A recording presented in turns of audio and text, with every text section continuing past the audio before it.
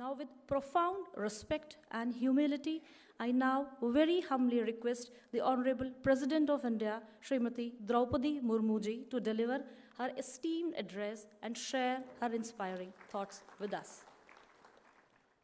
इस सम्मेलन में उपस्थित केंद्रीय कृषि एवं किसान कल्याण और ग्रामीण विकास मंत्री श्री शिवराज जी चौहान जी, सचिव एवं महानिर्देशक ICAR डॉक्टर मांगीलाल जाट जी,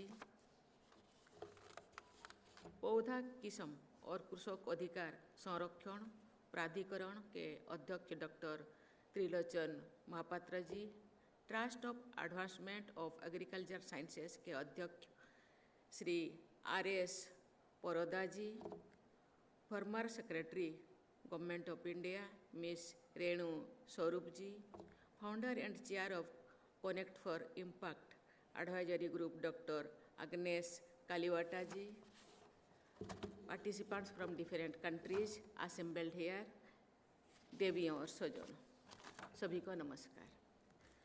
कृषि खाद्य प्रणाली में महिलाओं की भूमिका पर केंद्रित इस वैश्विक सम्मेलन का आयोजन करने के लिए मैं कृषि मंत्रालय तथा सभी सहयोगी संगठनों की बहुत बहुत सराहना करती हूँ। फसल को बोने, काटने, प्रसंस्करण करने और हाट बाजार में ले जाने जैसे सभी गतिविधियों में महिलाएं महत्वपूर्ण भूमिका निभाती हैं। मछली पालन, मधुमक्खी पालन, पशुपालन, वन्य उपजों के समुचित उपयोग तथा कृषि पर आधारित उद्यमों को चलाने जैसे अनेक क्षेत्रों में हमारी माताएं, बहनें और बेटियां अथक परिश्रम करती हैं। वे कृषि अर्थव्यवस्था को अमूल्य योगदान देते हैं। आज महिला किसानों की केस स्टडीज पर आधारित पुस्तक women and agriculture shaping the future together के लोकार्पण की मैं सराहना करती हूँ। ऐसे केस स्टडीज में उपलब्ध जानकारी का व्यापक स्तर पर प्रचार प्रसार करने से ही महिलाओं के योगदान के विषय में लोग जानेंगे तथा इस पुस्तक की प्राथमिकता सिद्ध होगी। पिछले दशक के दौरान कृषि एवं पर्यावरण के क्षेत्र में असाधारण योगदान देने के लिए अनेक महिलाओं को पद्मश्री से सम्मानित किया गया है। उनमें से कुछ का उल्लेख ही मैं कर पाऊंगी। तमिलनाडु की श्रीमती रोंगमाल पापमाल ने अभाव और संकटों के बीच जैविक खेती के क्षेत्र में अमूल्य योगदान दिया था। महिला समूहों के नेतृत्व प्रदान किया। महाराष्ट्र के एक जनजातीय समुदाय के आने वाले श्रीमती राहीबाई सीमा पोपरे जी ने विभिन्न फसलों की प्रजातियों का संरक्षण किया है। उन्हें सीड मदर के नाम में जाना जाता है। बिहार की श्रीमती राजकुमारी किसान चाची के नाम से लोकप्रिय है। ऐसे ही उन्होंने खेती के लिए लोगों को प्रेरित करने के साथ साथ अनेक स्वयंसेवी संस्थानों का गठन किया तथा अपने लघु उद्यम की भी स्थापना की। ओडिशा की कुमारी साबरमती को जैविक खेती और बायोडाइवर्सिटी से जुड़े संरक्षण में योगदान के लिए जाना जाता है। मैं चाहूँगी ऐसी महिलाओं से प्रेरणा प्राप्त करके भावी पीढ़ी की बेटियों भी कृषि के क्षेत्र में नवोन्मेषी योगदान देंगे। मुझे प्रसन्नता है कि इस सम्मेलन में अंतर्राष्ट्रीय स्तर पर कृषि क्षेत्र में योगदान देने वाली महिलाएं, वैज्ञानिकों और उद्यमियों सहित युवा पीढ़ी की बेटियों भी भागीदारी कर रहे हैं। ये बहुत प्रसन्नता की बात है कि राज्य कृषि विश्वविद्यालय में अध्ययनरत कुल विद्यार्थियों में बेटियों की संख्या 50% से अधिक रहती है तथा अनेक विश्वविद्यालय में ये 60% से भी अधिक है। उन बेटियों का शैक्षिक प्रदर्शन भी उत्कृष्ट रहता है। सरकार, समाज तथा कृषि क्षेत्र से जुड़े सभी हितधारकों की ये जिम्मेदारी है कि उन होनहार बेटियों की कृषि तथा खाद्यान्नों के क्षेत्र में नेतृत्व प्रदान करने हेतु समर्थ बनाने में हर संभव सहायता एवं उनको प्रोत्साहित करना चाहिए। मैं मानती हूँ कि मातृत्व की क्षमता में नेतृत्व की क्षमता निहित है। परंतु प्रायः मातृत्व को घर की दीवारों में सीमित मान लिया जाता है। इस मानसिकता से बाहर आकर महिला किसानों को नेतृत्व प्रदान करने के सोच के साथ आगे बढ़ना है। हमारे किसान अन्नदाता है। मातृशक्ति स्वरूप हमारी महिला किसान बहनें और बेटियां अन्नपूर्णा है। Ladies and gentlemen, the United Nations has declared the year 2026 as the International Year of the Women Farmer. This declaration calls for collective action to close gender gaps and promote leadership role for women across agri-food value chain.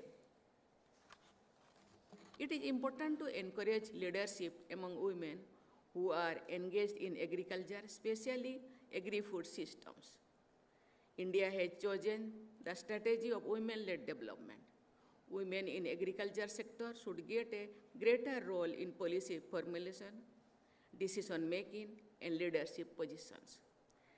Larger participation in women at all levels in the sector will promote gender-inclusive agricultural growth. Women farmers should be helped in issues concerning formal and land titles, technical knowledge, financial resources, and other support systems. For women farmers, AI opens new possibilities. Recently, inspiring by the idea of the Government of India to use AI for taking care of livestock, Sarlaben app has been launched to take care of the health of the cattle by the world's largest milk cooperative, Amul. Women farmers are the strength behind the sustained success of Amul. I am glad to share with you that during the past decade, India has taken several steps to empower women in agriculture. Initiatives promoting women-led self-help groups and farmer producers organizations have been effective in promoting women empowerment in agriculture. The largest mission of financial inclusion in the world, named Jan Dhan Yojana, has 570 million bank accounts, out of which 56% accounts are being held by women. The great reach of the digital public infrastructure in India has benefited women in a major way. Women constitute 68% of all Mudra loan beneficiaries, which provides collateral-free credit to micro enterprises. More than 10 crore rural households from more than 90 lakh women self-help groups have been mobilized under the Deen Dayal Antyodaya Yojana, National Rural Livelihoods Mission. This is one of the world's largest networks of women-led community initiatives. Under this mission, more than 4 crore 60 lakh women farmers have received support in adopting better farming methods. The Namo Drone Didi scheme provides women SHGs with drones for precision agriculture by way of enabling them spray liquid fertilizers and pesticides. Under the same National Rural Livelihood Missions, the central government has set a target of creating 6 crore Lakpati Didis. Till now, more than 3 crore women have become Lakpati Didis. These initiatives, which aims at economic empowerment of women, is a transformative step towards their upliftment. I am very happy that the Union budget for the current financial year 2026-27 has introduced provisions for self-help enterprises via CMART for rural women. Under this program, community-owned retail outlets dedicated for marketing the products made by women for SHGs and rural areas will be set up in every district. These will help women involved in animal husbandry, agriculture, and related vocations. The aim of this initiative is to help women go beyond mere subsistence level activities and become full-fledged entrepreneurs. देवियों और स्वजनों, अपने जनसेवा की यात्रा के दौरान मुझे ओडिशा की राज्य सरकार में fisheries and animal resources development minister का कार्यभार दिया गया था। तो मुझे मत्स्य पालन, पशुपालन एवं डेयरी के महत्व को और गहराई से समझने का अवसर मिला था। राष्ट्रीय स्तर पर कृषि के क्षेत्र में नेतृत्व प्रदान करने के लिए मैं श्री शिवराज सिंह चौहान जी तथा उनकी पूरी टीम को सराहना करती हूँ। मैं स्वयं एक ऐसे गांव से आती हूँ जहाँ जनजातीय समुदाय के लोगों की आबादी अधिक है। मैंने खेती, किसानी को बहुत नज़दीक से देखा है।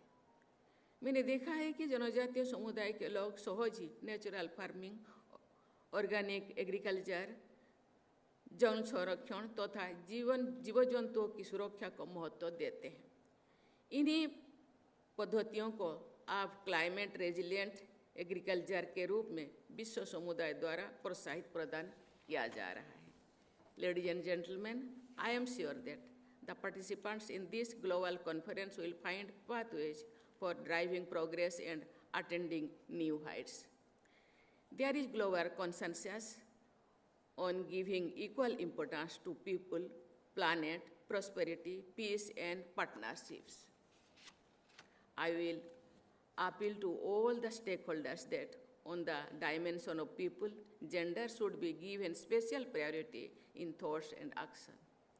With effective gender inclusion in every sphere of activity, including agriculture, we will not only achieve the SDGs, but will also make the planet a much more sensitive and harmonious place. Thank you. Jai Hind, Jai Bharat.